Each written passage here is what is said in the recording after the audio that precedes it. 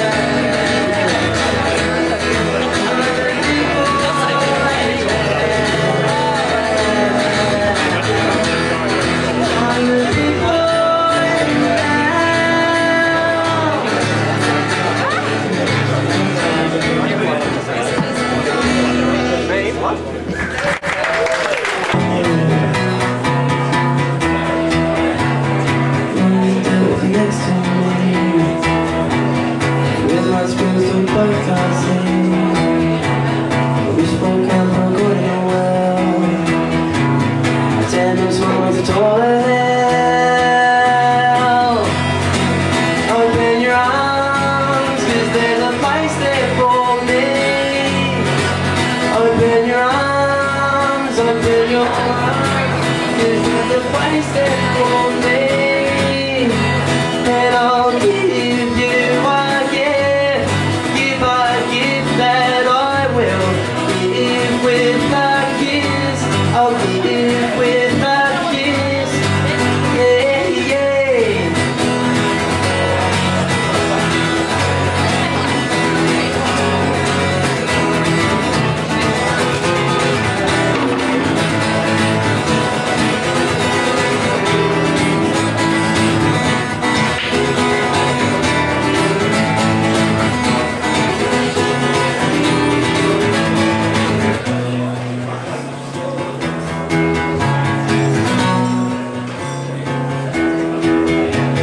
Dreams on sheets when stains sting red, wet and cold from a world was dead. Showbiz under my hole in the ground. Hold my hand when the monster's around. Open your arms, 'cause there's a place there for me. Open your arms, open your arms, 'cause there's a place there for me. And I'll give you a gift, give a gift that I will give with a kiss. I'll give with a kiss, yeah, yeah.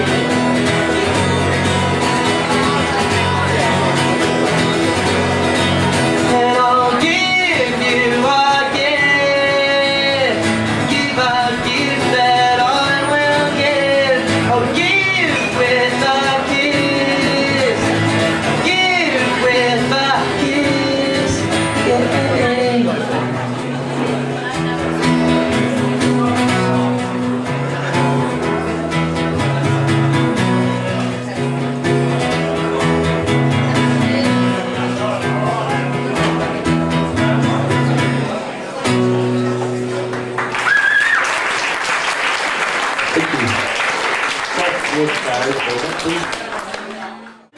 Am I able to win?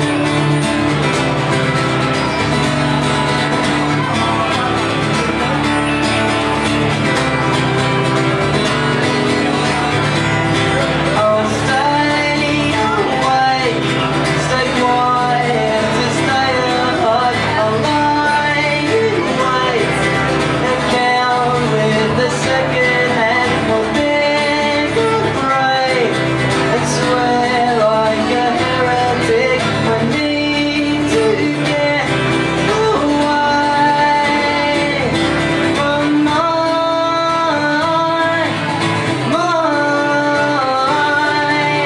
am I able to win?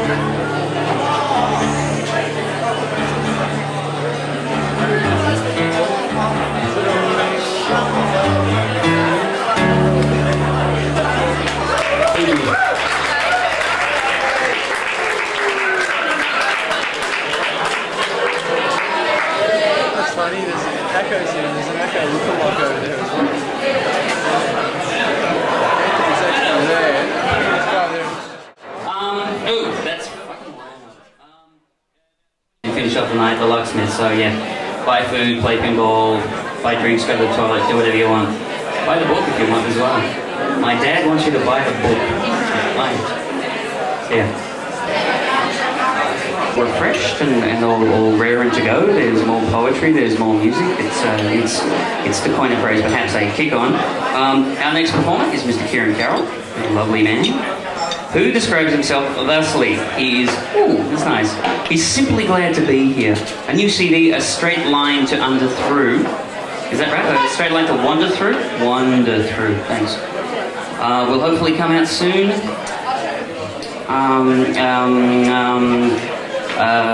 Something about Jeff Kenneth. Kieran, your handwriting's terrible. He's applying for an art grant, and Jeff Kenneth's the arts minister, so you know, Kieran's fate is in Jeff's hands, so let's pray for him. Anyway, here's Kiran. Thanks.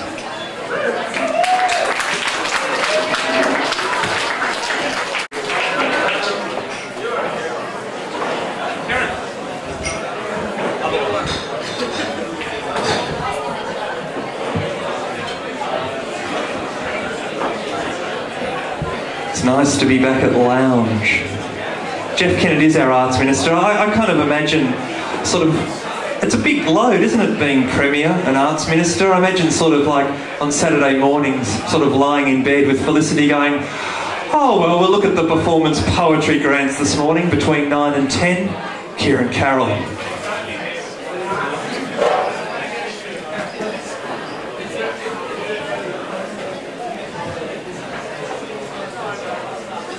I'd like to congratulate Adam too, because it takes a hell of a lot of work, not only to write well, but to get a book done and to go through all that hassle of putting it out yourself and organising this. It's a huge amount of work. I'm going to move amongst the crowd for this first piece. This is called Never Mess With Anybody's Favourite Shirt.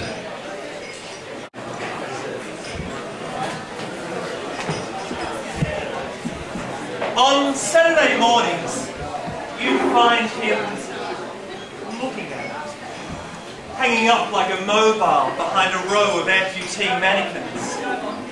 It took 2 trams and a 15-minute walk.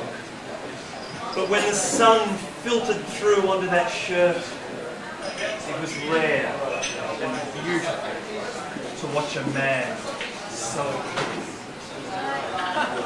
Now, you may be asking yourself, why would somebody want to spend every Saturday morning with their nose up against dusty glass? Well, all I can say is, haven't you ever fallen in love with something you didn't possess? He said to his girlfriend of 17 years, Janine, I'm not good at making decisions. But I simply can't go on. It's $380, Janine. But I've got to have it.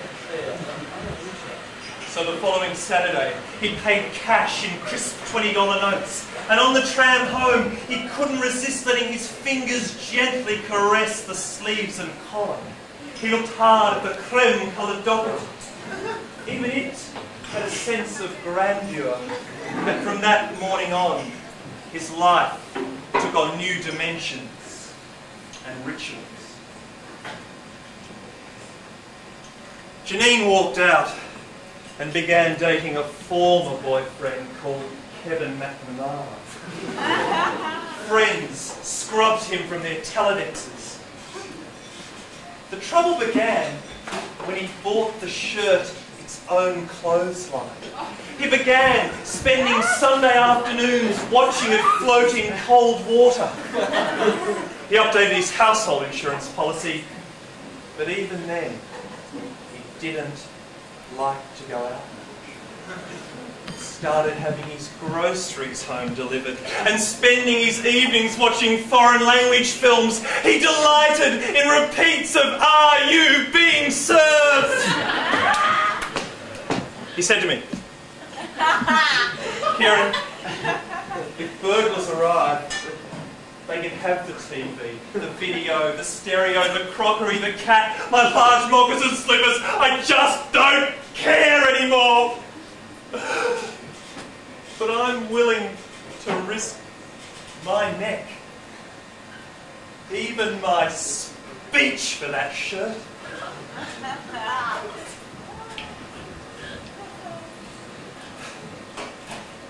These last weeks, I've missed his old Saturday routine. That window just seems like any other now. But even though he's had his phone cut off, Wayne still keeps in touch. I went around yesterday, and I have to admit the air of calm around the place was like no other day I could remember. There we were, me and Wayne, sipping Northern English ales, lounging in his Christmas deck chairs and watching the shirt. That symbol of comfort and quiet pride, as fresh as the day it was bought, calmly dry in the warm north wind.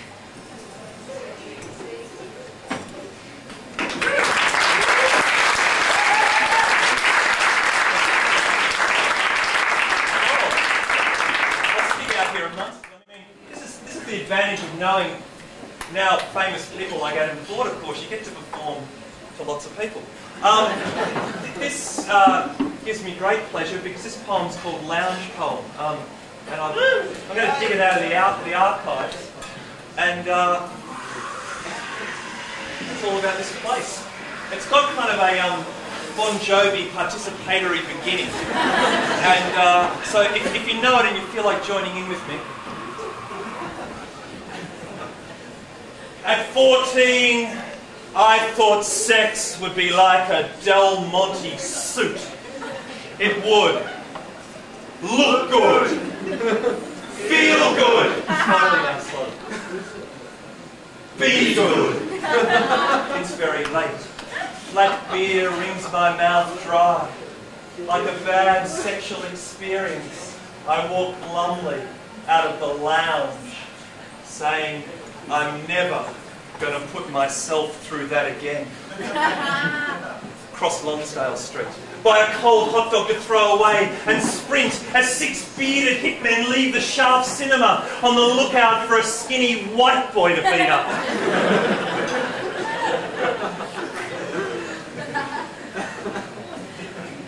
10:30, the following Saturday, Chris calls. What are you doing? Nothing. Let's go to the lounge, he says, with awkward enthusiasm.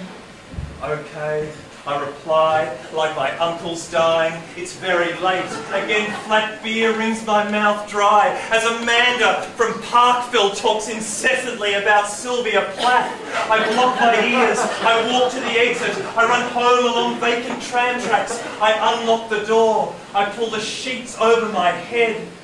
My breath turns them yellow as a voice, the one I've never listened to, my own, repeats, don't ever put yourself through that again.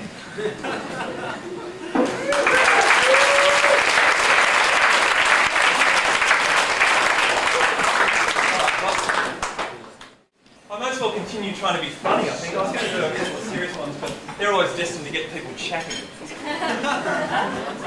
Ah, yes. They're always destined to get people chatting. This one is, it's about going to the beach when you're young or a teenager and you feel really self-conscious about taking your shirt off because you're kind of skinny and white and it's not, yeah, going sort of wherever you go.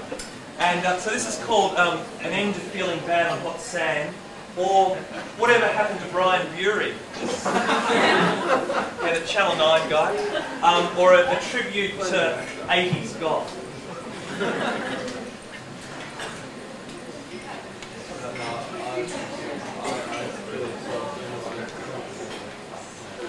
If you live near it, and your parents liked it, how could you not feel bad when they go and you stay home to watch another Lenny Pascoe over Gilligan's Island or a surprisingly weak episode of Blankety Blanks?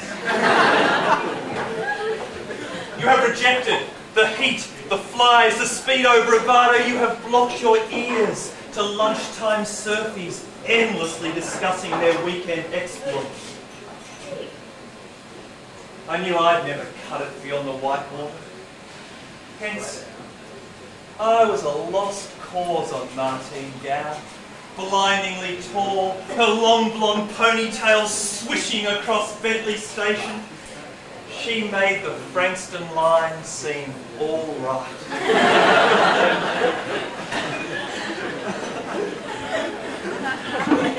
And then there were the bad parties on the sand, in front of some old beach huts. 60 invites, ha ha ha ha ha, ah, but there'll be heaps more, was the unanimous cry. A couple of slabs, the odd exotic island cooler, a clear view of the city, the West Gate, almost set.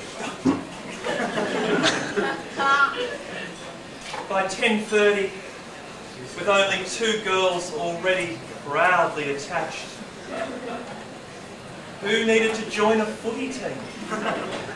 From there, the beach began its fiercest assault on my nerves. The Smiths, the Jesus and Mary chain, the Cure, they all seemed irrelevant to a buxom Aussie summer, fumbling over Bridget Stewart in the front of her mother's Datsun, my hip wedged into the handbrake, my foot long gone dead, that horrible song by Mondo Rock, said the boy, reverberating in my head, its sentiments coming ominously true.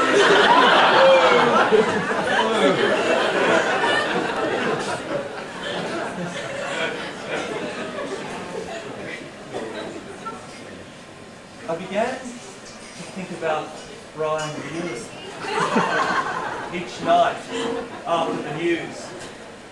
If he was ever a cool cat. I imagine girls thinking him funny and harmless. Boys only liking him when they wanted an answer in geography. Is there anyone out there who cares that Brian's gone? No, I thought so.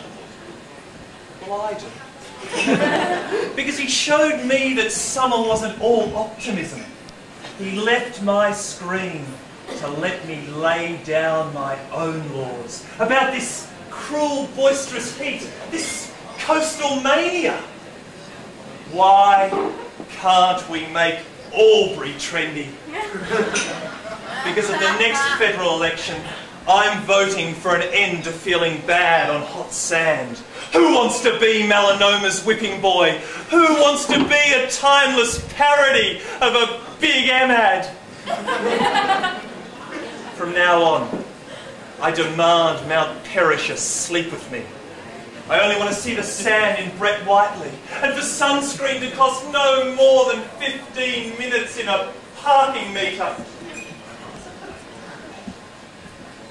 I appeal to you, Australia. Follow me. Be with me as we trudge into the brave calm oblivion of our nearest supermarket freezer.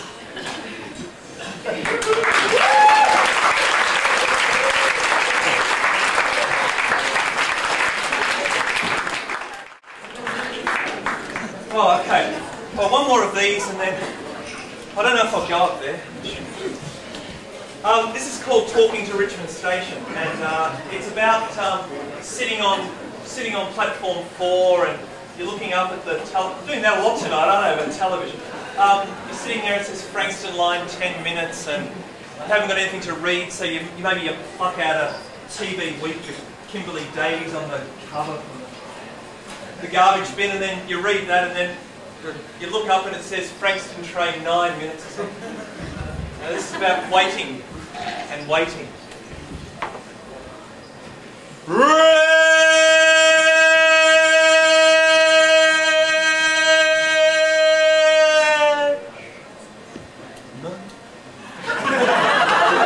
How long I've sat with you. Cold nights of friendly reminiscence. I could be speaking Mandarin by now, instead of watching the Nilex clock, counting down the minutes until I'm whisked away. Richmond, you've held the crowds all century. The drunken winners, the screaming kids, the spit and urine and jam donuts that have fallen upon you. Richmond.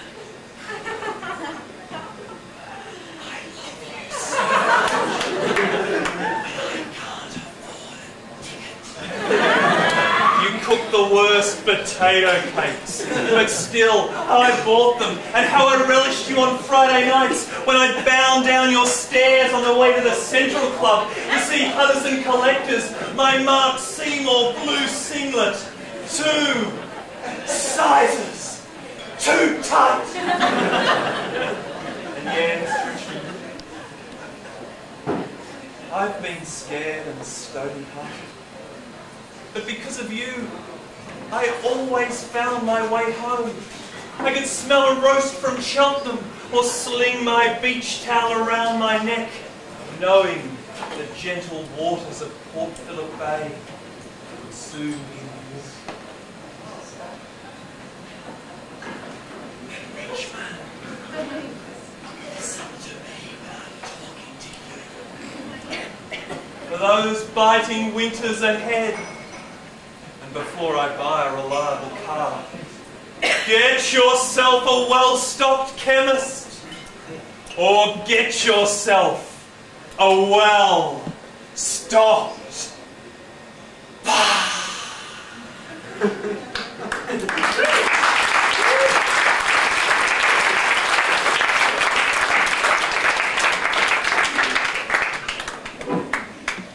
Good night.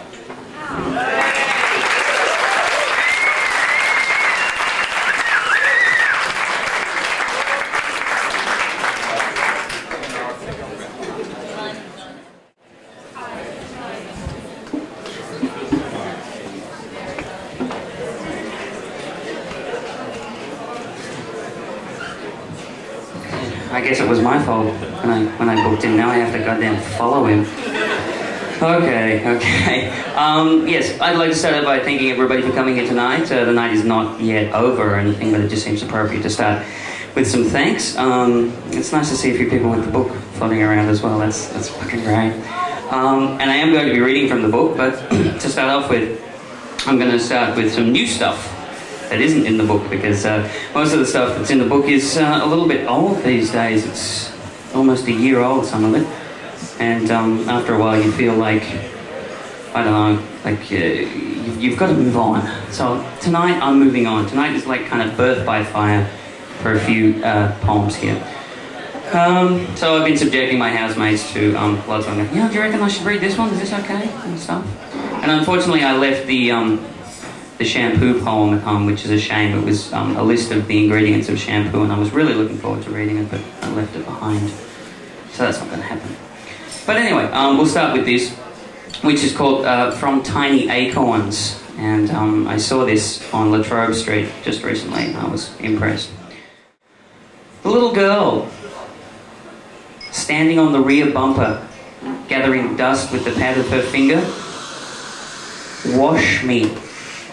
It's not original by any means, but it's her first act of vandalism. And for me, that's enough. Thank you. You're too kind. This is called This Is Just to Say, and it's a response to a poem by a man called William Carlos Williams, who is an American imagist poet, so they say. And he wrote a poem, just for those that haven't read it, just so this makes some sense. William Carlos Williams' poem went, let's see if I can remember this. This is just to say, I have eaten the plums that you were keeping in the icebox and which you were probably saving for breakfast. Forgive me, they were delicious, so sweet and so cold. And like I read this is like as some sort of first year poetry standard, this Carlos Williams poem. And I read it and I thought, well, I mean, that's good, that's a great poem and all, but if I was the owner of the plums and I came home after a hard day wherever the hell I was working and I'm really hanging for the plums and I find this little poem in the icebox instead, and it's like, oh, I might feel something like this and perhaps write a poem in reply, which is also called This Is Just to Say. I'm getting tired of you taking my breakfast. Last week it was the pears, the week before the apricots, and today the plums. Don't think that leaving a cute little poem in the icebox will get you off the hook. If you don't stop eating my food, I'm going to leave you, you selfish prick. Thanks. This is called Pleasant Street Primary School, 1979. Recently I was writing some sort of childhood memory poems, and this is one of them. I hope it's clear. Hanging upside down on the monkey bars, my fingers slipped and my head found a rock. I only started crying when my fingers came back all bloody from the back of my head. Was my brain falling out? Could it do that?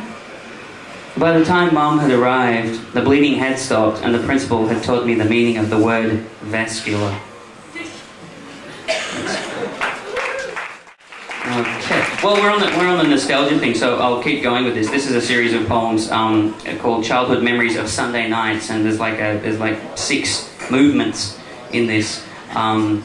And yes, it's kind of what I remember about Sunday night, which was bath night when I was little, so it's kind of all about that. Number 1 is called bath night. Warm water cloudy from the soap and the shampoo, playing with my bath toys. Leaning my head back as Mum rinses off all the Johnson's No More Tears. Okay, number 2 is called dressing by the fire. Wet footprints slap down, running into the lounge room to dress by the fire. Pull on warm pyjamas, dressing gown and slippers. I can dress myself. Okay. Number 3 is called Countdown. Molly Meldrum plays 80s one-hit wonders and Split Ends and Blondie. Music and film clips, and do yourself a favour, it's the National Top 10. Number 4 is called Dinner. This is Dinner Phase 1, toasted sandwiches. In a toasted sandwich, Jordan wanted just plain cheese. I want cheese and beetroot. Spaghetti ones just fall apart in your hands and make a big mess. Okay, and dinner part 2 is tomato soup. The deep red liquid goes creamy when I add milk. Salt and pepper too. You're not supposed to slurp when you eat it, they say, but I still like to. And number 6, final one, is called bedtime. Did you brush your teeth? Kissing Mum and Dad goodnight. I'll come and tuck you in. So tuck me in tight, and you can turn off the light, but leave the whole one on.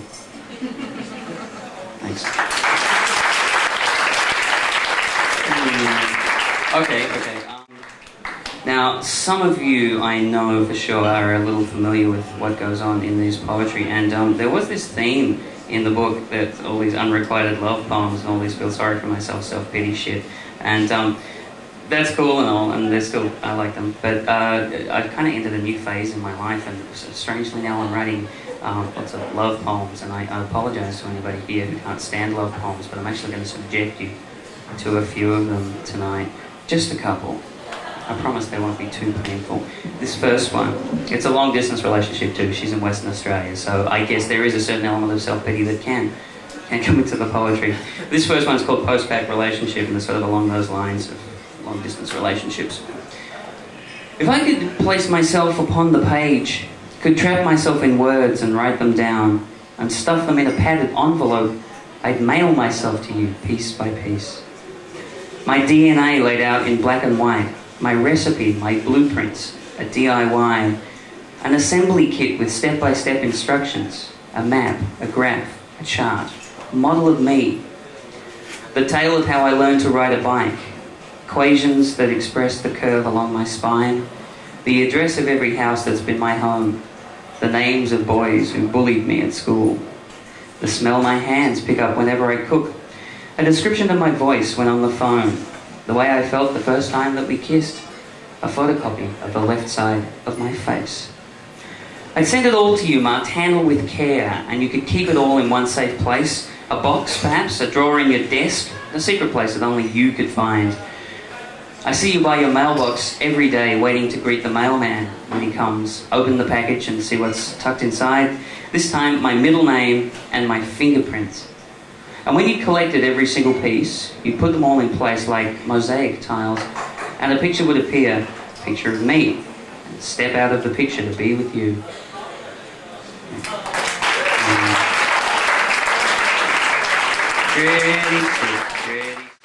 Here's another one. This is shorter. It doesn't have a name. It's tying into that childhood nostalgia thing again too. I mean, what the hell am I going to do when I actually get old? When I was little, I always had tomato sauce with every meal. Now I'm a grown-up, more mature, with a cultured and refined palate. These days, all I want with every meal is you.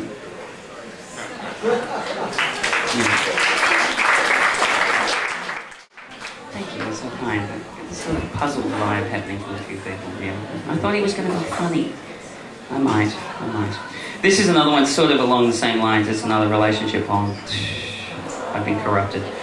And it doesn't have a name either, although it's along the lines of a share thing. It might just be called share. I haven't decided yet. You've got a copy of my house key and one for my bicycle lock. We both know each other's PIN numbers, and we're considering a joint account. We share good times and bad times.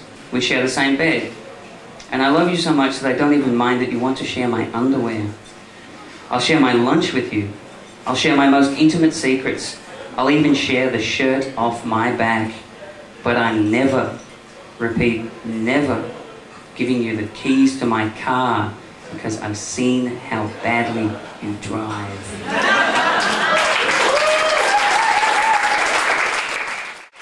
All right, here we go. This is a tad indulgent. This is for Denny, who's been sitting over there at the door all night. Sort of my door bitch, Denny, who's been staying with us at the moment while he's in transit, trying to find a permanent home in Melbourne. And this is something that Denny and I kind of composed sometime last year when Denny was living next door to me. It was written about 9 o'clock in the morning. It's a bit sort of surreal in a way. But we'll go with it and we'll see what everybody thinks. There'll be some questions afterwards. We'll get some sort of, get one of those things you get at Kentucky Fried Chicken on the counter, you know. How did you enjoy your meal, sort of thing. Meal crossed out with a poem. We'll hand those out later. I digress. It goes like this. There's no name. Where were you? The cry goes out. Where the blistering fuck were you? Me? You're addressing me? Where was I? Let me cast my mind back. 1993. A good year for many a thing. Graduation. Learning the didgeridoo. But if I honestly had to say, I'd say no, I wasn't actually anywhere near Subiaco. Why? Did I miss something? I was disappointed with the size of the black hole, even though it was winking at me, indicating some obscene, omniscient attitude. It knew what colour underpants I had on. It knew the answers to all of my Trivial Pursuit questions. Now it wanted to subcutaneously tattoo mother on my forehead, but it ended up looking like a barcode stamp, as if I was getting into some black hole exclusive nightclub. Now Christians won't stop talking to me. But perhaps we will have to revise those rules and work out if they are sensible. I love you, naked, panting, hurts to breathe. I guess it's inevitable, that sort of thing. Anytime money starts being thrown around, she's always there somewhere trying to, at the very least, score tram fare home. Once it actually resulted in her getting a hire car for the day and enough money to fill the petrol tank. Things ended strangely, though. They never could get the stains out of the back seat. Not that it was anything particularly sinister or sexual that causes the stain. She took the car up the Hume with 4 of her nearest and dearest, plus a boot full of junk food. Inevitably, something was spilt, and chocolate milk is notoriously hard to get out. Especially after driving a major highway in 30-degree heat. Air conditioning be damned, she said. I'm going for the big one. Brisbane, however, remained where it was, and the car was due on Monday. Though their jackets were well worn, they were not worn well, if orange juice substitute is any indication. So I visit the old man. He's sitting in the corner over by the corner with smoke and smoke stains drifting up behind his ears in some absurd art form, and his slimy art house wannabe mates taking the initiative and always refilling his bowl. His dog watched the proceedings with amusement, and let me tell you, I've never seen such an expressive face on a dog. It would let out a yelp every time one of the fawning bowl refillers would step on its long tail that seemed to coil around every chair leg in the room, though that was probably an illusion, a cunning one nevertheless, but it never moved from where it sat. The wrinkle-toothed old man bent forward to stroke the dog's head, but on the way down his hand caught on something hastily stuffed under the seat cushion.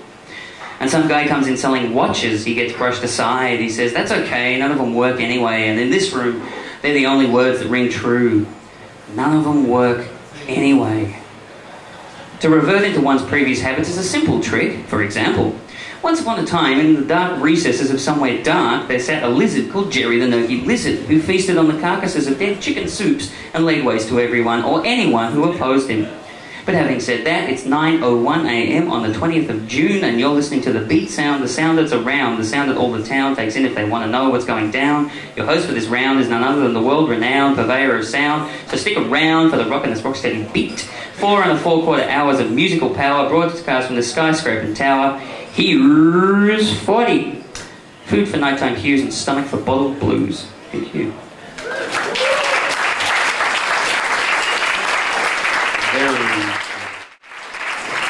Well, enough precursory amble. That's all the new stuff out of the way. Hope you liked it. And now we're going to go straight to the main event, which is the book. Read along if you will. And starting on page 1, this is The Thumpin' Boy Hug. This is proven to be fairly popular. Expressions of affection between men can be awkward. You don't want to give the wrong impression. There's a signal that makes it clear exactly what the hugger's intentions are. Just combine the hug with a sturdy pat on the back. It's the thumpin' boy hug, a product of masculinity. If there's no thumpin', it means there's something going on.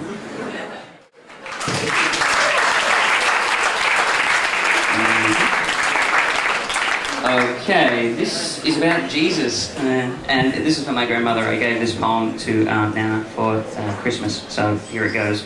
I haven't read this one for a while. It's called Christ Goes Fishing. No longer sinking men, today I am a fisher of fish. This sky, this sun, this river that chuckles and babbles and gurgles as it passes. Ah, Father, your creations are truly beautiful. The tip of my rod nods in approval as the current gently tugs the line. A somewhat conventional approach to the sport, you might say, for a miracle worker such as I. True, I could turn water into wine and net the drunken fish as they rise. I could walk over the surface and find their hiding place. Or try an even older trick. Walk between walls of water and collect them as they lie stunned and flopping on the riverbed. Yeah, I could do this. But I prefer to confront a scene. I prefer not to confront a scene so natural, with something supernatural. Besides, it's called fishing, not catching. Thanks. All right. This is called. Go to page 3. Page 3. This is Crimes of Passion. I pissed in the doorway of the milk bar last night for you. I had dinner in the Indian restaurant and I ran out without paying for you. I stole a Mars bar from the corner shop for you. I walked on the grass. I wrote my name in wet cement. I failed to come to a complete stop. I didn't beware of the dog. I drove at 80 k's an hour in a 60 k zone for you. I rode a tram into the city and didn't pay for a ticket for you. I bent the upper left corner of a give way sign for you. I'm guilty of all these minor transgressions. I committed all these petty crimes, but I did them all for you. Alright, this is called Don't Pat Strange Dogs. There's a few dogs here and there in the poems. They're good material. Don't pat strange dogs. Don't pat strange dogs. They might bite you, they might snap at your fingers, they might convince you that the present government is doing a good job. Don't pat strange dogs. They might snarl and bark and growl, they might give you a bad haircut and charge you $60. Don't pat strange dogs. You could get worms, you could get rabies. They might turn up drunk on your doorstep at 3 in the morning and puke in your hallway. Don't pat strange dogs because they might piss on your leg, shit on your lawn. They might get your sister pregnant and run away with her, take her to Fremantle. Don't pat strange dogs. You might live to regret it. I actually read that one in Fremantle and sort of said, oh, it's really cool. Because I was obviously in Perth in January, and I went to a poetry reading in Freo and I said, oh look, this is really sort of symmetrical because, I'm from Melbourne and I wrote about Fremantle because it's the furthest place I could think of, and they all kind of went, yeah. It's like, they were all bush ballads as well. It was really cool. This is called Solo Flight. It's about frisbees. If you throw the frisbee by yourself, it will not come back. The sun might be shining in the most exquisite way, but if you throw the frisbee by yourself, it will not come back. You might have just won Tats Lotto, scoring yourself a cool million. But if you throw the frisbee by yourself, it will not come back. You might have the sexiest thighs in the whole goddamn world, but if you throw the frisbee by yourself, it will not come back. Flowers might be blooming in the park. Children might be running around in innocent bliss. Dogs might be sniffing other dogs' asses. A complete stranger might come up to you and tell you that she loves you. But if you throw the frisbee by yourself, it will not come back. If you throw the frisbee by yourself, it will not come back. Okay. Alright, this is called Driving Behind a tram for Anastasia. She asked for it earlier, so yes. She just went through the book. Said, "You gonna read this? Yep. Gonna read this? Yep. Gonna read this?" So, yeah. So this one's for Anastasia. Kind of inspired by Dr. Seuss, I guess. I'm driving behind a tram. Fuck. I'm driving behind a tram. I'm stuck. I cannot have this. This cannot be. This slow-moving thing can't be in front of me. I guess I'm just going to have to race around to the left of the car that's peacefully following right behind the tram, narrowly squeezing between the tram and a parked car, just missing the people who are foolishly trying to alight from the tram in the middle of my road and kick it up to 80 to compensate for lost time. I've put the tram behind. Oh boy. I've put the tram behind. Oh joy. I almost killed people. I did, goddamn. But at least I'm not stuck behind that fucking tram.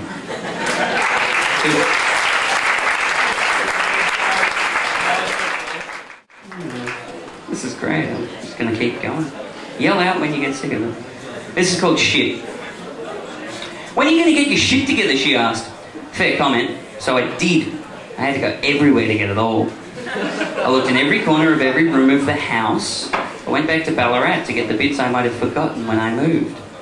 I rang up old friends and asked if I'd left any at their place.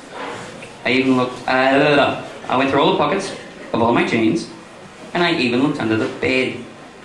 When I was sure I had it all, I gathered it into a little pile and showed it to her. My shit. It was together. She looked at me, and she looked at it, and she said, "Get this crap out of here."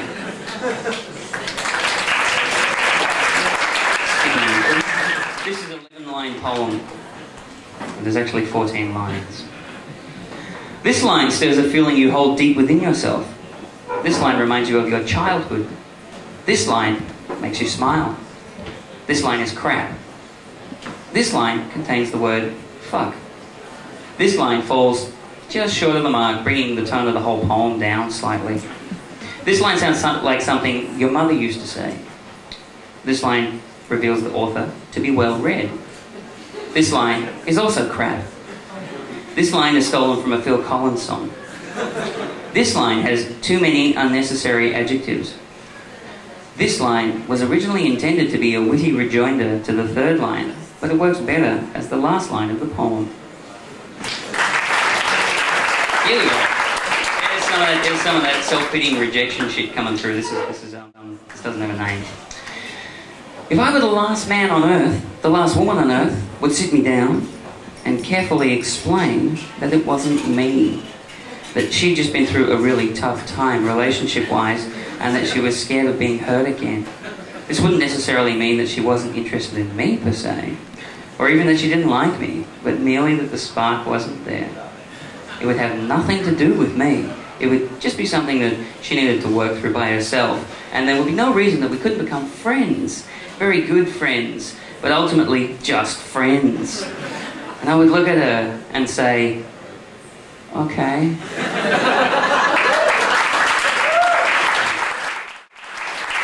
Here we go. This is called Fitzroy North 3068, Kensington 5068. It's a shorty. It's about long-distance relationships. Sometimes I wish I could change the 3 into a 5 and be there with you, watching you brush the hair from your face. And another shorty. This is called A Small Revenge. After we fought, I went downstairs and left the house. Not before putting the song that you hate on the CD player and pressing repeat. Right. The Wordsmith. We'll go with The Wordsmith. This was recently published in a natty little poetry zine thing that's just been put out called Write Out Loud. It's like a calendar of poetry events. It's like a little pocket thing that this guy Steve Grimwade knocks up. And if you see it around, it's like one of the best guides to spoken word around Melbourne. So, you know, pick it up and have a bit of a look. This was in there. This was in the April issue. The Wordsmith. I'm the wordsmith. I've got a word for every occasion. A word for lovers. A word for haters. A word that gives you nightmares, and a word that only I can spell. I've got a word that cures hangovers, and a word that turns you into Captain Marvel. I know the word for the dangly thing at the back of your throat. I know a word to make your dog sit. If you call in the next 15 minutes, you can get 2 words for the price of 1. Yep, I'm the wordsmith, and I want a word with you. Nostalgia, coffee, surreal, teaching an old dog. Dogs. I don't even have a dog. My dog's got a new trick that's very helpful to my love life. I describe the perfect woman and then say, in a loud, firm voice, fetch. Now, sometimes it takes him a few days to get back to me, but he always does get back to me. And when he gets back to me, she's there with him, all covered in spit like a tennis ball.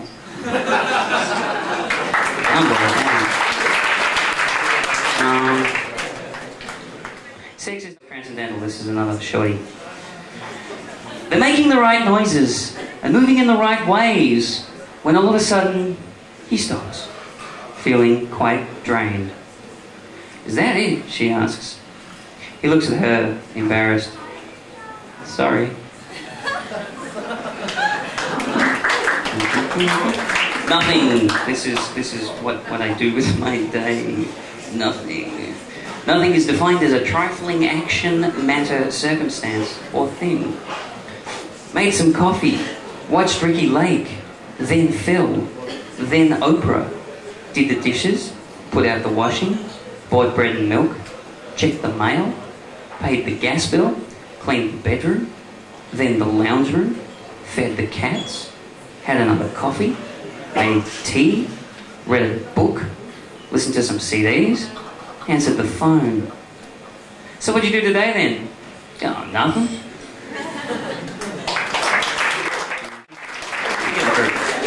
This, I'll just leap into this. No, I always do a story with this one, so maybe I won't this time. But it's about rednecks. I went to high school with people like this. He's getting pissed with the rest of the local 18. He's telling racist and sexist jokes. There's a restraining order on him, but he was just drunk, and anyway, she was asking for it. He hates booms and he hates faggots, and if a girl won't suck his dick, she's a lesbian.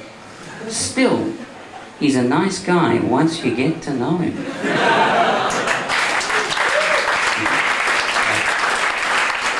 Wind-ups. Has anyone got the time? 10:30. 10:30, cool. Yeah, I'll do a few more. This is called I'm Gonna. Oh, by the way, all these poems are available in this book called From My Head. That's available over there if anyone wants to participate. I'm gonna do it. I'm gonna do everything. I know I said it before, but this time I mean it. I'm gonna write a best-selling novel. I'm gonna get famous for my poetry. I'm gonna host a popular radio show. I'm gonna publish my own magazine. I'm gonna make all my friends famous. I'm gonna get off the dole. I'm gonna be rich. I'm gonna go out more often. I'm gonna stop drinking so much. I'm gonna start exercising regularly. I'm gonna learn to play the banjo. I'm gonna get my hair cut real nice. I'm gonna clean my room. I'm gonna do the dishes. I'm gonna stick to my weekly budget. I'm gonna meet the girl of my dreams. You might reckon I won't, but I'm gonna. I'm gonna do it. I'm gonna do it all. Tomorrow.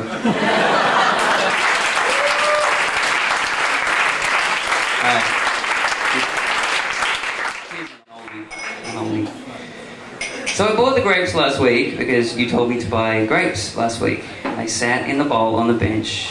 And they sat in the bowl on the bench. And no one ate them. You told me to buy them because you'd eat them. So they got old and they grew mold. Until one night, something tapped me on the shoulder. And it was one of the grapes. It had this like big black Dostoevsky beard. And it said, listen mate, do you want to open the back door? Because the guys need to take a piss. So I threw the grapes out and washed the bowl. Alright, a couple more. Getting towards the end of the book here. Someone asked me if I was going to read Beard. I think it was Happy. So here's Beard. This is sort of an anecdote about a time I got very drunk at a party and cut my beard off and then had to spend a couple of days walking around without it, and all these people kind of didn't notice and were saying things like, wow, so you shaved your beard off? And I was like, no. So I wrote this. Actually, no, I didn't shave. My beard left me. I woke up that morning clean-faced. There was a note on my bedside table that told the sad story. Sometimes you can be too close to someone. I need some time alone. I'll call you. Love, B.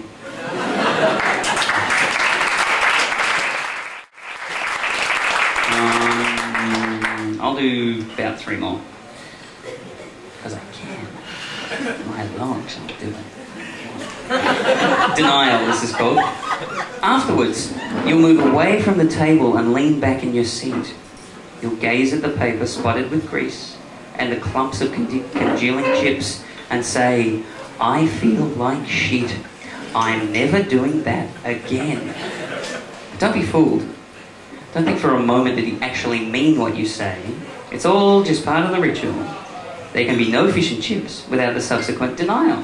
False though it may be. For rest assured that next week, or the week after that, you'll do it again. And vow once again to never do it again. But you will. You most certainly will. This theory is also applicable to excessive consumption of alcohol and sleeping with your ex.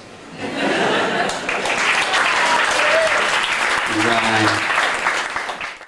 The concrete fairies. I like this one. I haven't read this one for ages and ages.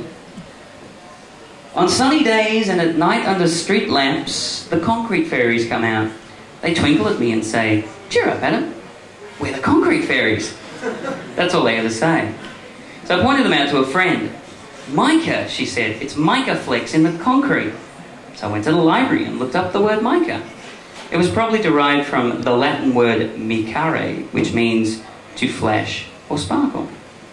It is defined as any of a group of minerals that crystallize in forms apparently orthorhombic or hexagonal, but really monoclinic and characterized by highly perfect cleavage, readily separating into very thin, somewhat elastic leaves that are all silicates, although differing widely in composition and varying in colour from colourless pale brown or yellow or green or black. Are the prominent constituents of many igneous and metamorphic rocks, including brittle micas and chlorates, as well as the micas proper. Obviously, my friend doesn't understand. They're not just some inanimate mineral constituent. They're the concrete fairies. They say, cheer up, Adam. We're the concrete fairies. And I say, fuck you, concrete fairies.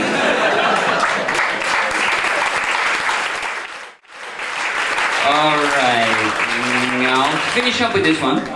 It's called Fitzroy Poem. It's kind of akin to Kiran's lounge poem. It's I really should be reading this at the Punters Club or something like that, but you know, it's like taking the piss out of things that have nurtured me. Fitzroy Poem. Went for a walk in the Edinburgh Gardens, saw a tram go whiffling past, walked down Brunswick Street, past the Punters Club, and into the Black Cat for a cafe latte. We talked about sex, how much we hate Jeff Kennett, how much we hate John Howard. Went back to my place, and took lots of drugs, and took lots of drugs, and took lots of drugs, and took lots of drugs, and took lots of drugs, and took lots of drugs, and took lots of drugs, and took lots of drugs, and took lots of drugs, and took lots of drugs, and took lots of drugs, and took lots of drugs, and took lots of drugs, and took lots of drugs, and took lots of drugs, and because I'm so fucking artistic, I wrote a poem about it. Thank you. The Lucksmiths are up next. Thanks everybody for coming along. It's been a really good night.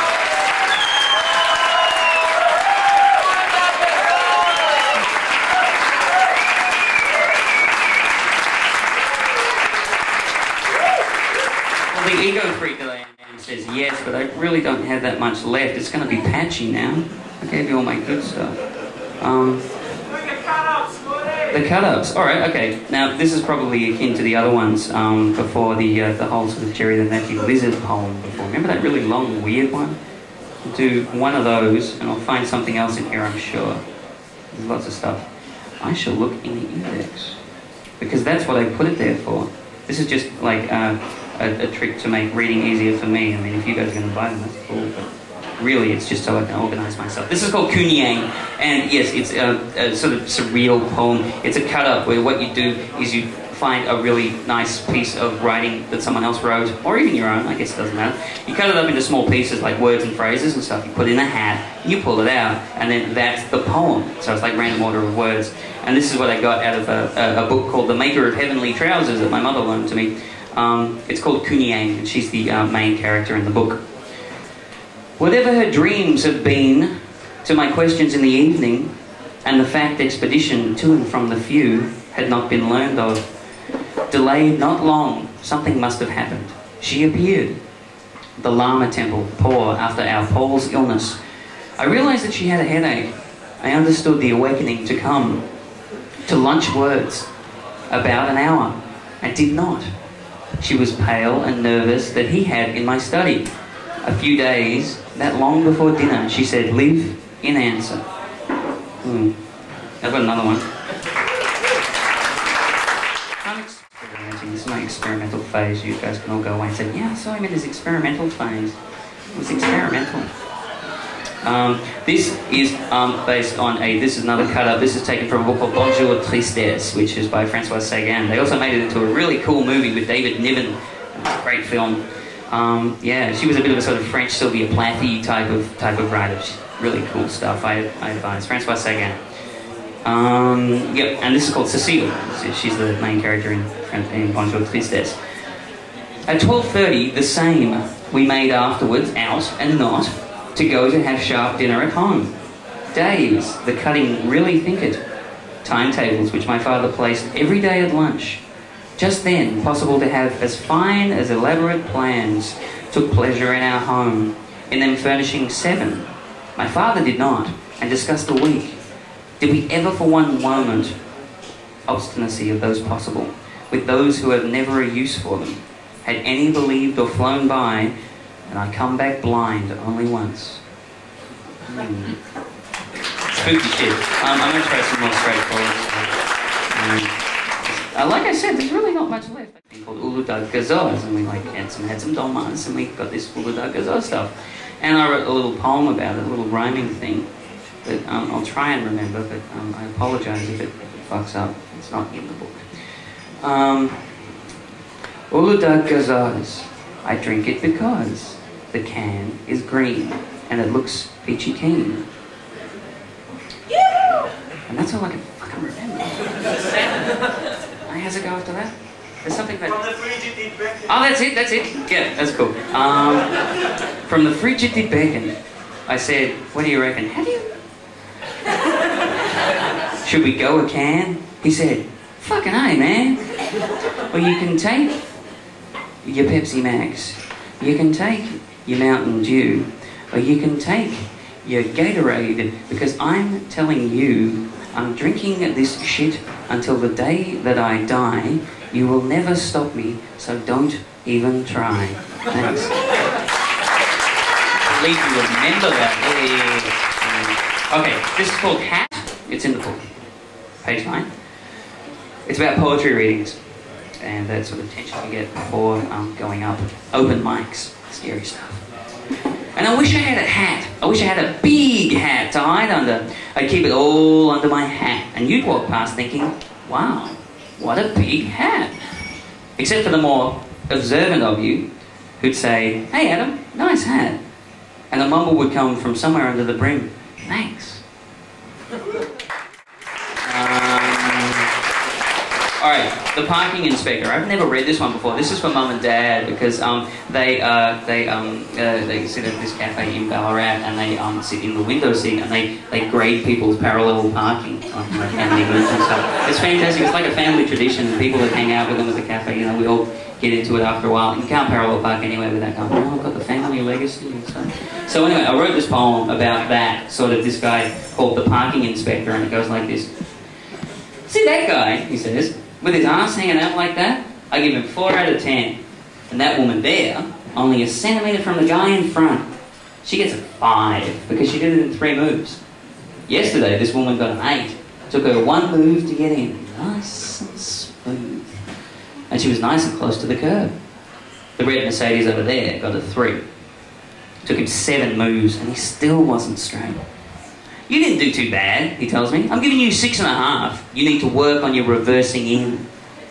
But when I ask him how good he is at reverse parallel parking, he tells me, shit mate, I don't drive. I haven't even got my licence. A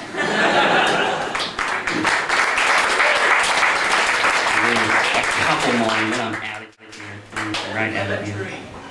Huh? The lemon trees. Okay. Alright, this is more nostalgic stuff. This is about the trees that I grew up with. It's in 3 sections as well. The first section is called The Lemon Tree, and it's very, very short. It goes like this. When the toilet was busy, we went outside and pissed on the lemon tree. number 2 is a little bit longer. This is the cherry plum tree. Sometimes Dad lifts me up and lets me dangle from the high chin-up bar. Ripe plums fall. If we walk around barefoot, they squish up between our toes. A tennis ball, a sock, and a length of string hung up for backhand practice. I know so well where to put my feet. I could climb it with my eyes closed. The little red fruits are yellow inside, and the skin tastes sour to me. Thanks. And number 3 is the blood plum tree. This is the one that we spent most of our time in. This is the one Dad built the cubby in. Climb to the top on boards Dad has nailed to the trunk of the blood plum tree. From here, you can see the whole world. It extends for about a block. I can see the tennis balls we hid next door when Huey went 6 and out. The plums aren't quite ripe. Most of them are still green. We stuff ourselves anyway. When they are ripe, they're so soft and sweet. Red juice stains our lips and teeth. Mum calls us in. It's time for tea, but for some reason, we aren't hungry.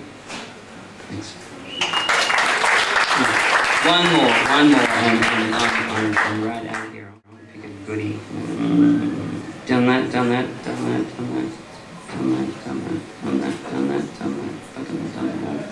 Okay, I'll finish with this one. This was the first poem I ever got published, so I guess there's a bit of synergy or something. In love with someone, I'm in love with someone, and I smile a lot, and I write your name in the margin of my notebook. It's like being high. I'm high on you. I could dry you out and cut you up and mix you in and roll you up and smoke you. And I'm high on you. Just like my uncle wants me to smoke him when he dies. He's depressed right now because he's alone right now. So he smokes a lot. And I wonder if he'd feel better if he smoked you. Thanks. I'm out of here. Stick around for the Lucksmiths. Thank you, everybody.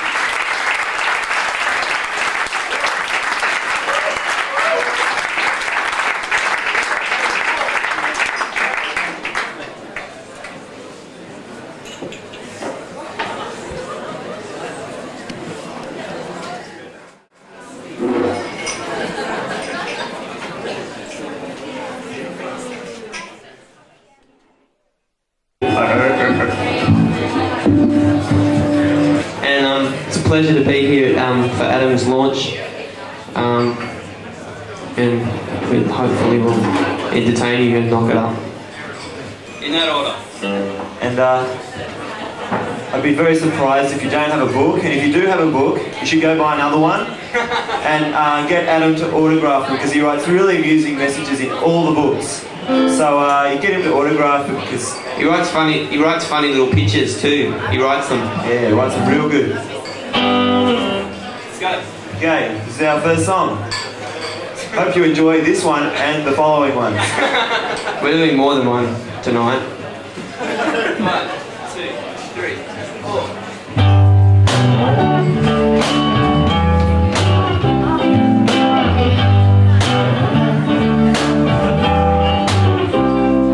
I'll put this place behind me soon for somewhere bright and shining new. Streets got smaller the more I grew. It might be trite, but it's true. I'm walking home in the early evening. My fingers are numb and I can see myself breathing. I feel down and out. I feel like up and leaving. There's somewhere I'd rather be than here.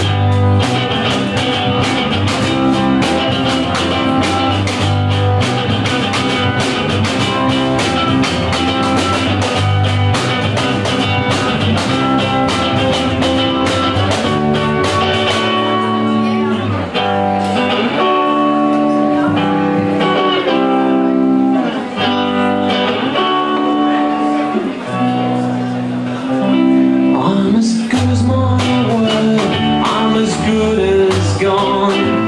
Some days nothing can go wrong, and I feel strange and I feel strong. This is not where I belong, and I don't love you anymore, and I don't love you anymore.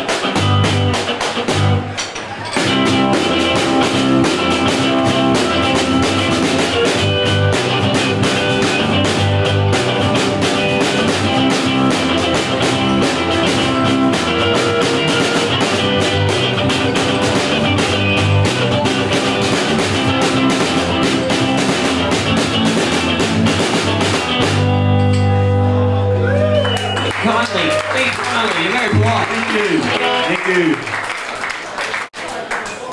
We're underneath the pyramid here, which is sort of good because my father used to sit inside a little pyramid and meditate. I never quite understood what it meant, and I asked him the other day, and he said, "Shut up." But I'm feeling like a little bit closer to my dad tonight for some reason. Even though all he does is sit in front of a computer all day and invent something. But he's actually quite a nice guy. He got me addicted to Dom Benedictine, which isn't so good. Anyway, we'll just play. Thanks, it's quite a cabaret sort of thing tonight. It is. It's a beautiful thing. This is a song called Detective Agency. It was inspired by Detective Agency in Carlton. And it was written by the wonderful Martin Lucksmith. And it goes a little something like this.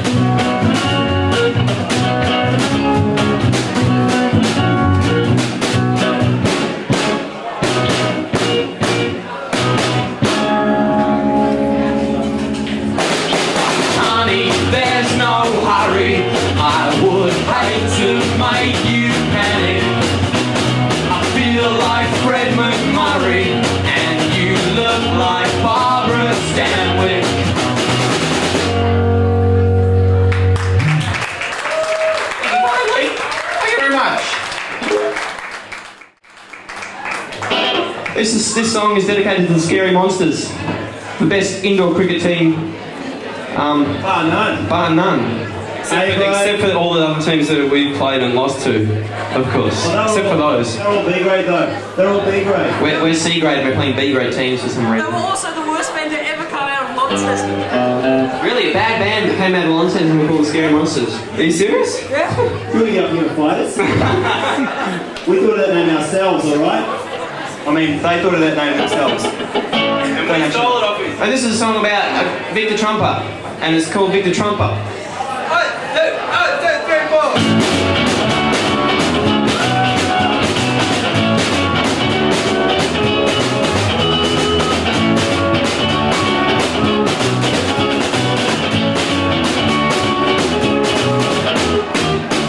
I am bowling to Victor Trumper and the sun is shining and my shirt is white. This is the best day of my life.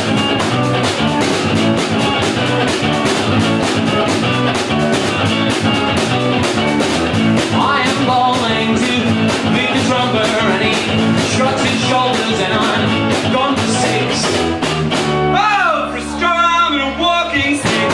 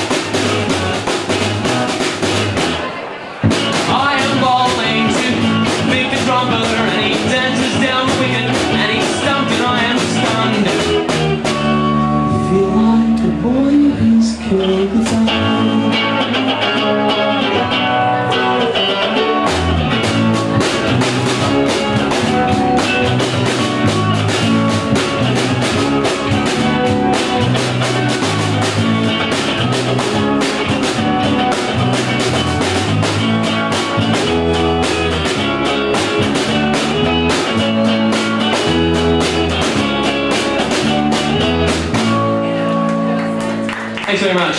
These two people down the front have the right idea. Dust off your coattails. Put your martinis down and shake your little booties. Let's go. Bitchin' drum solo, Charlie. Shades of that ace guy who used to drum in The Who, that late dude. Died, but he was really good. Had an exploding drum kit. He didn't get there till the last two songs though, so they had another drummer to fill in before he got there. Yeah, right. Hey, it's great, really good. Wait till his drum kit explodes. It's fantastic. Wait till you see it. Shrapnel, bit of shrapnel always hits me in the back of the head. Gets smaller every week. I started off with a 16-piece and a gong, and I explode a little piece every week. This is our acid jazz number. So.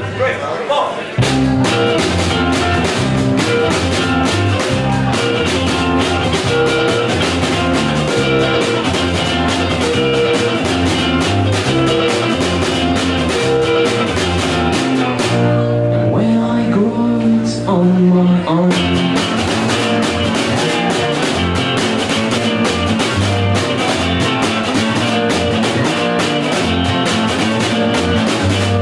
Every now and then everything comes up roses, but you know me, all I know is right from day one our days weren't numbered. They kicked up a storm when I stole your thunder.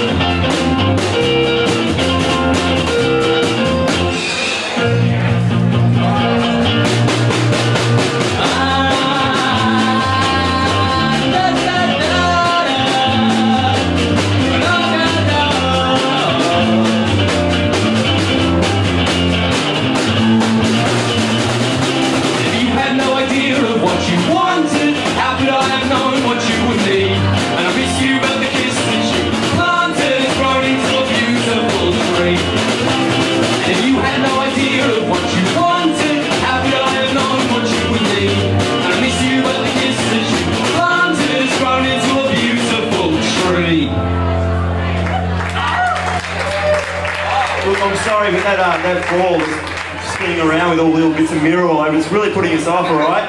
So if you could stop that. The strobe. Nice Mark Seymour singlet, darling.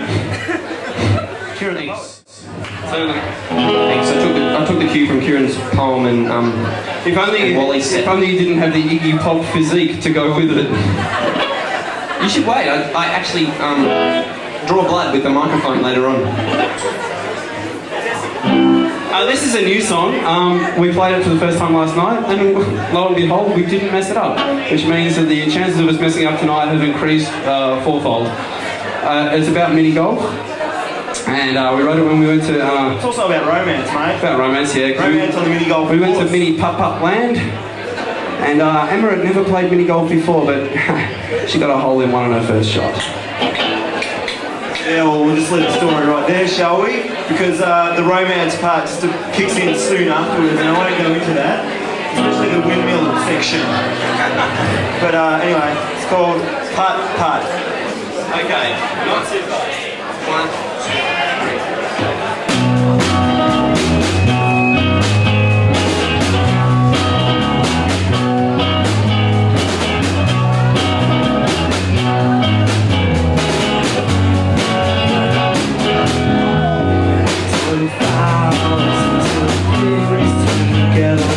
'Cause like we're friends forever.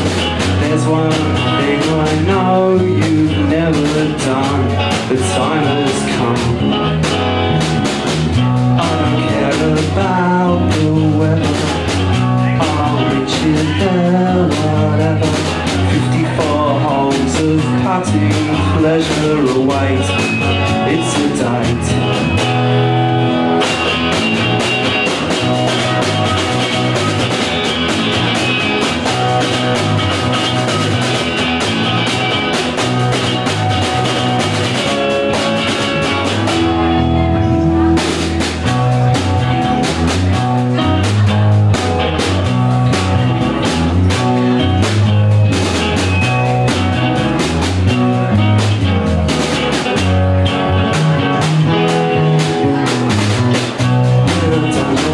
what your plans are, but I won't take no for an answer.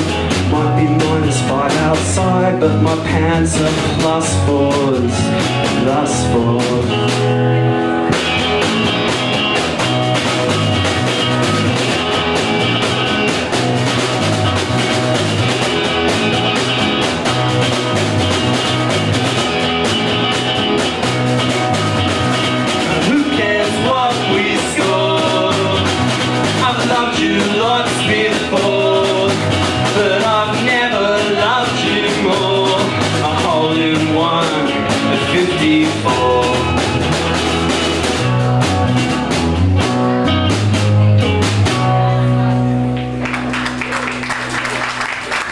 Thanks. Thank you. Yeah, well, don't be so enthusiastic about it. We're not going to play it again. I'd like to say a special thanks to Gareth tonight for giving me a bit of advice that I'm a little bit tired, and I was wondering whether I should drink water, and he said, it won't wake you up, it'll make your skin look better. Thanks, Gaz. What a soul dude. Mr. Skin, I call him. This is a song called Weatherboard. It's an old song. Not particularly old. I mean, we've only been around for 3 years. It's all relative, isn't it?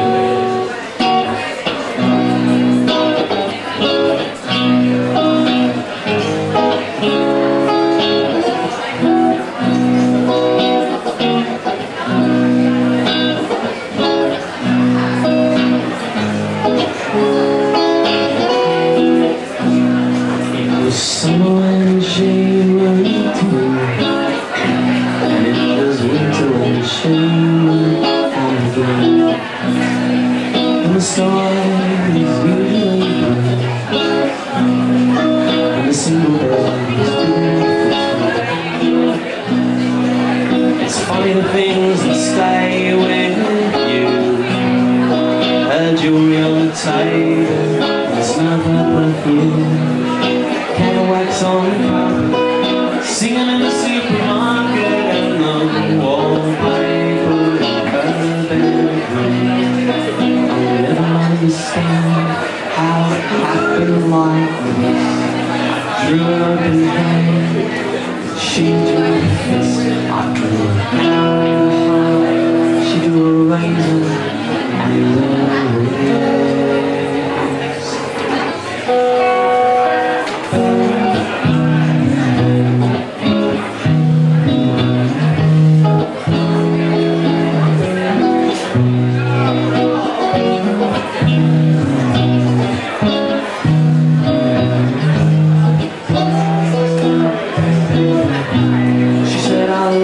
sunny, the sun refused to shine, and I was crucified on the clothesline.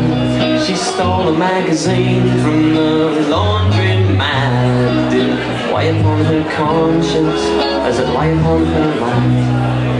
The body is willing, but the mind is weak. Champagne's chilling, and the wine is cheap. The milk was always spilling, and we cried ourselves to sleep.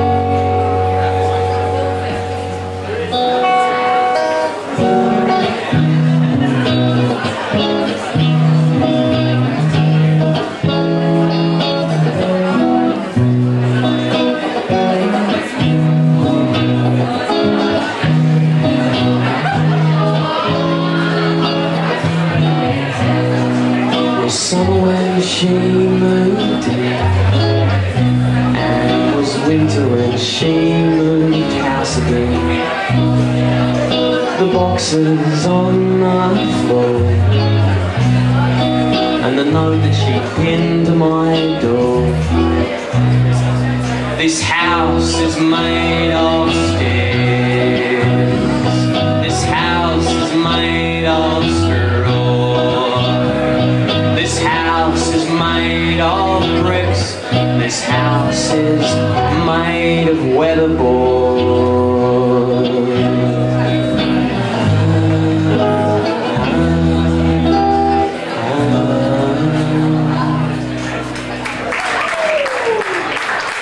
take it kindly.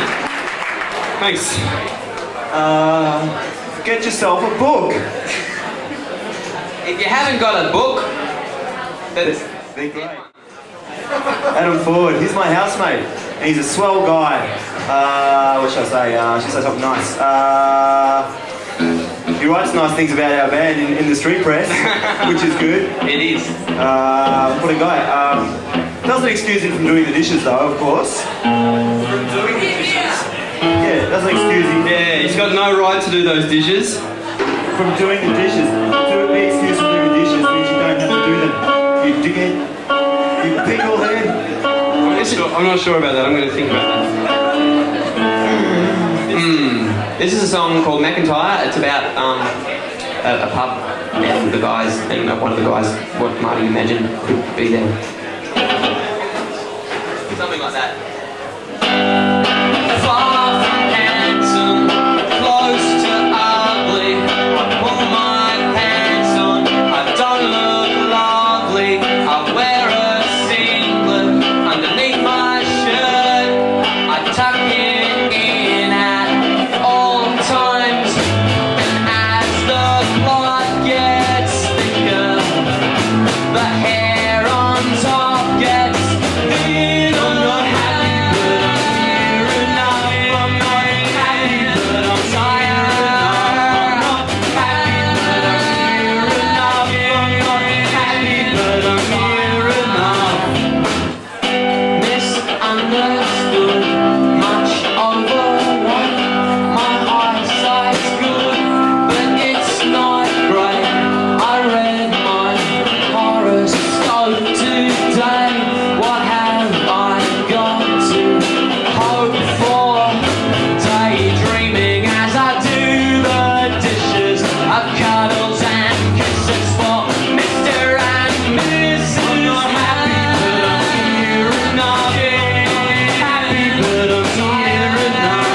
I'm not happy, but I'm here enough. I'm not happy, but I'm here enough. 11 at the Clare Castle. Another day, another drink, another debacle. Sunlight makes the empty glasses sparkle. I hardly notice I'm hopeless. I couldn't save myself to save myself.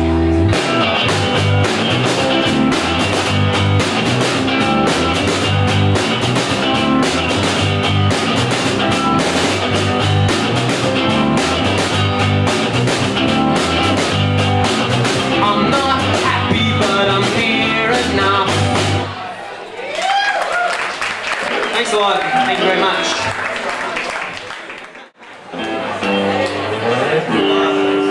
This is another old song. What anyone? No. Someone bring us some sandwiches up here. Some sandwiches and a piece of that delicious looking chocolate cake. Maybe a couple of focaccias. A couple of slices of that pizza that you're standing by, Akko. Just look behind you, mate. There's a couple of slices of pizza there. And some frittata. And whatever else is going. Maybe a round of Bloody Marys or something. Or just a beer. Or some water. I mean that in all seriousness. 3 throbs. Don't be lazy. Get us some water. 3 throbs for the band. 40? Just beer and water, please. Lots of it. Bring it up, the keg. Mixed together. This is a song called English Murder Mystery. Geelong bitter. Beer and water mixed together. 1, 2, 3, 4. Another she loves Agatha Christie. She's so wrapped up in the English murder mystery. I was nowhere near the scene of the crime. I was nowhere around at the time. Someone dropped arsenic in Mr. Robinson's wine. Getting gangrene doesn't suit her. Says her English literature suits her. She's a sheep who moves clothing, it's a bad disguise. I couldn't help noticing a few surprises. She's dotted her T's and crossed her eyes. And she once did take me away to a hotel in Bournemouth for the holidays. What murder and suspense between good friends. To this cliche top walk, and I made the mistake of mentioning Peter Ford. She says American TV has killed the murder mystery, cause the killer's always caught by 10:23.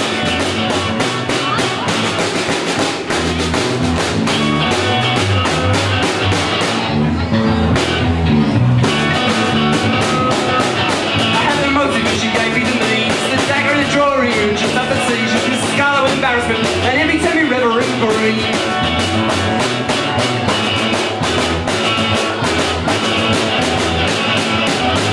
I love her, but she loves Agatha Christie. And she's dead serious about her family history.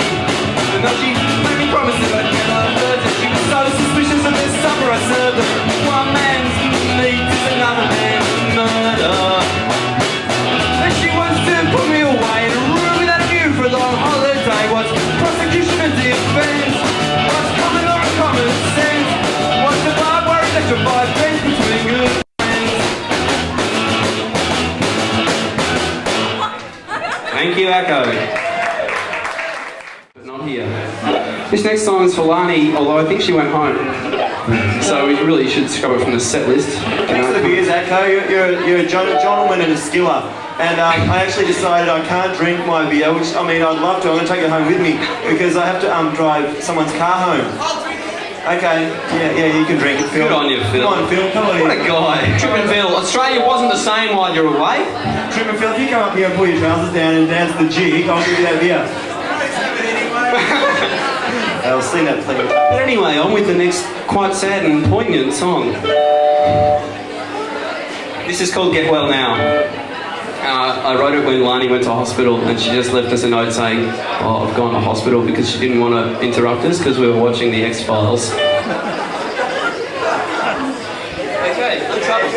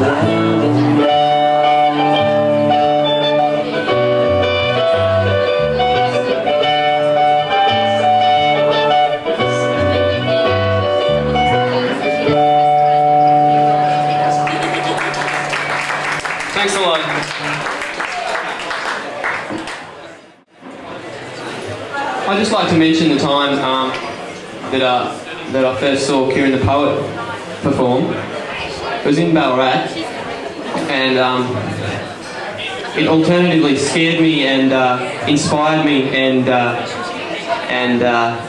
something else. And I just remember this guy, really, you know, Kiran, and he wasn't in the crowd at that stage, but he was just like that, and I always thought someday I'd want to include that in my stage act. So at some stage tonight I go like this: run, dinner, walk. Irish accent, then you'll know why, because I've been inspired again. This is a song called... What about Adam Ford? He inspires me to do this a lot. Buy the book. Buy the book. I do that anyway. You're going to get it, buddy. This is a song about... Do you want to say what it's about? You say what it's about, Charlie. Okay. It's about a postcard of Rita Hayworth that was stuck to the bomb that was dropped on Hiroshima. Need more be said, really. I doubt whether Rita was asked. It's called Only Angels Have Wings, and that's a Rita Hayworth movie as well. We're very referential, you know. Right.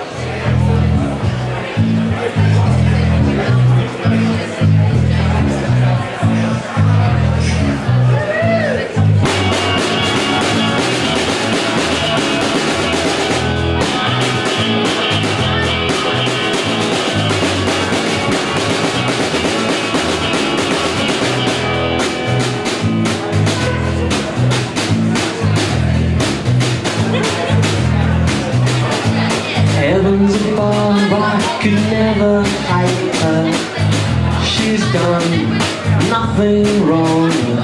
Photograph of Rita Hayworth, a Latin bombshell, an atom bomb. Lovely Rita, America's sweetheart, the girl next door, and a whole lot more from Hollywood to Hiroshima, from the silver screen to the Second World War.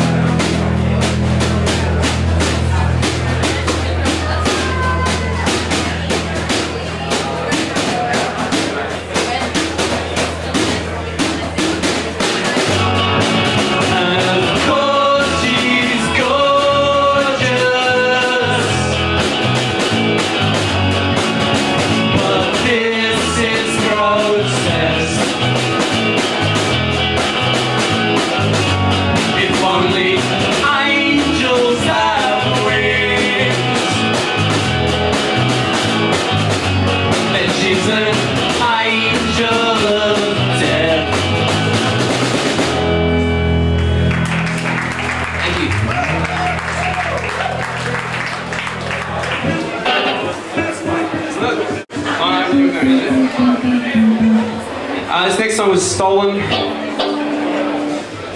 won't tell you who by, or they might sue us, except they're dead, so they probably won't. But who knows what his evil family might do. We want it back one day as well, so if we get our hands on it, it'll be great. Take it away.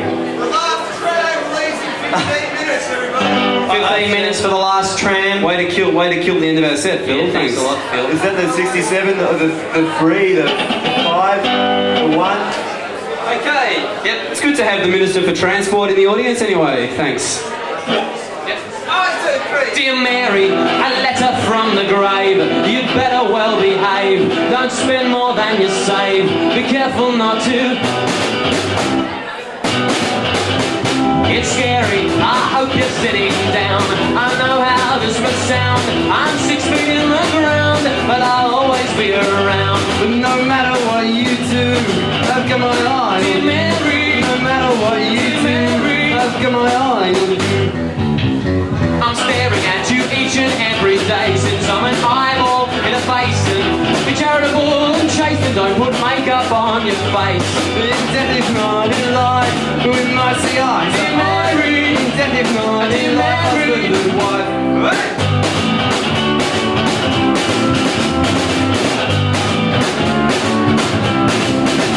I'm repeating myself twice and I'm spouting tautologies, a dozen red roses and 1,000 apologies and thanks a million. Love, William. Thank you. This next song is for Nicole. It goes like this. Nicole, Nicole. Nicole, Nicole. Nicole, Nicole. Nicole! Thank you. Okay, next song. It's also for Nicole. Probably, I don't know. That wasn't even a song, I just made that up. Pretty good, hey? Mark, you should not sleep rough. Did you want to fight? I've had enough of you, buddy. I've had enough of that turtle there. Get up here. Come on, mate. Fight him. It's crazy when we play gigs. I like playing gigs heaps more than rehearsing. Because no one else... I don't care. Let's just play this gig. Let's pretend like we're playing gig at this rehearsal. Okay. Sorry we're not playing acid jazz. Cutting.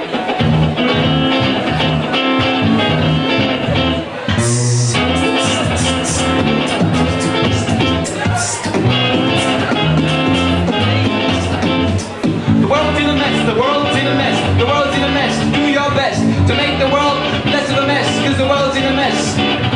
I'm gonna sing in an Australian accent, because the world's in a mess, the world's in a mess. Thanks a lot. This is... Oh, fuck. Oh, shit. Shit. You sound like Chris when he got off the beat.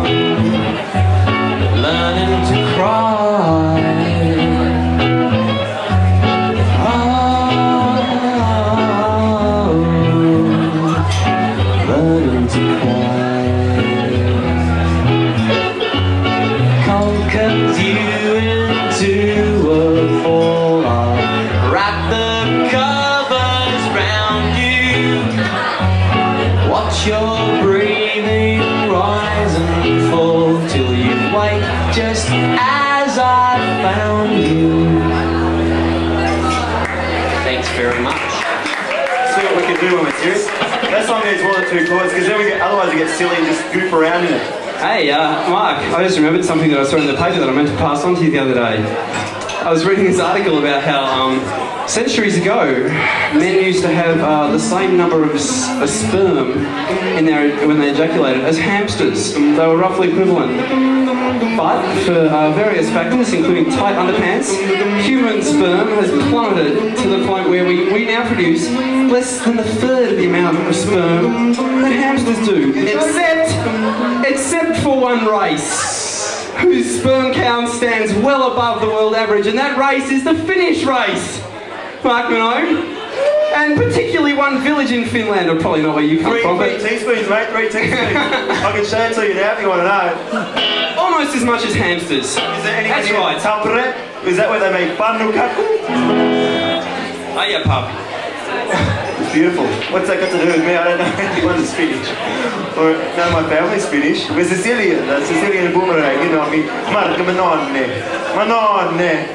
Don't bring us with us.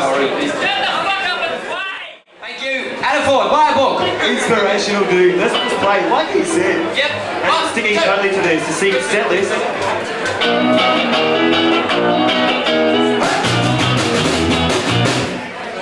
It's gonna feel like home before. Late at night on the kitchen floor, staring at the wonderful words on the fridge, wondering what you meant by your message. It's funny I haven't noticed for a while. My next door neighbor has a nicer smile. If I remember her name, I'll never forget her. Juliana Papadopoulos! I'm spelling it out. Just and you and me equals we. It's as simple as A, B, C, D, E, F, G.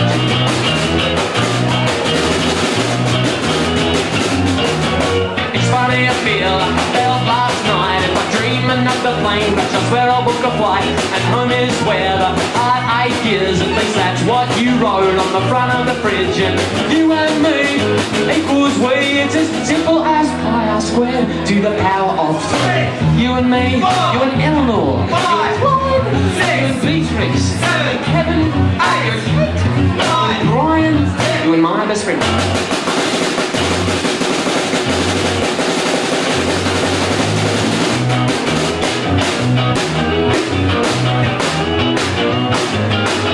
Oh yeah, baby, on the front of the fridge.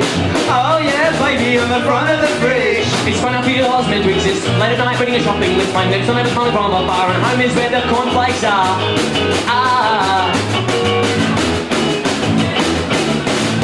You and me equals we.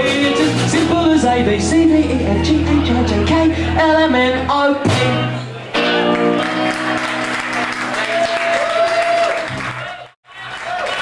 Speaking of the last tram, this is a song called Day in the City.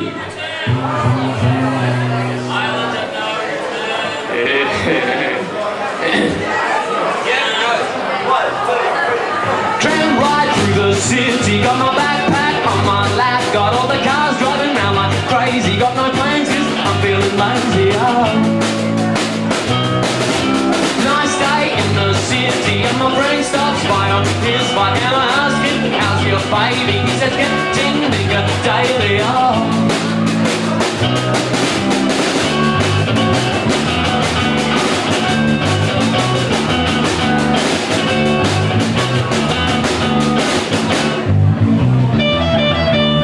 Feeling kind of hungry, but I don't have very much money, so I go to Cafe Baloo's 'cause it's very cheap and yummy. Now it's late in the afternoon, so I decide to walk on through the park that looks so pretty when it's sunny in the city.